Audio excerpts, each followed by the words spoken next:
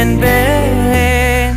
ஒரு சிலர் என்னை நெருங்க என்னிடம் பேசத் தொடங்க சிறு ஊடல் கொண்டு நீங்கி போகின்றாய். கவலைகள் என்னை வருத்த உன்னிடம் என்னை துரத்த உன் மடியை தந்து தாயாயாகின்றாய். என்னை துயிலென அணைத்திடு தனிமையே, என் கனவிலும் தொடர்ந்திடு தனிமையே, கண்கிழி கையில் இருந்திடு தனிமையே தனிமையே, என் இனிய தனிமையே.